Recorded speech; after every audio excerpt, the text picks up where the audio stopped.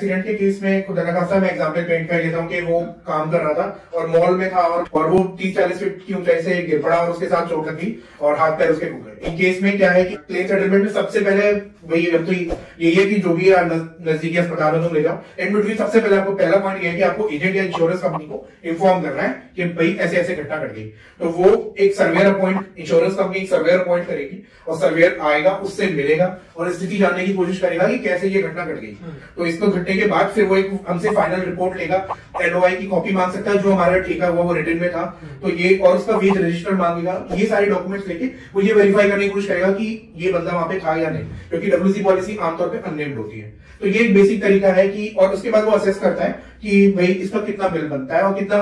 बाकी कितना वो क्लेम के लायक है। मान लीजिए कि इसी में उसको चोट लग गई और डॉक्टर ने कहा कि सर 6 महीने तक का बेड रेस्ट है और वो काम नहीं कर पाएगा और पार्शली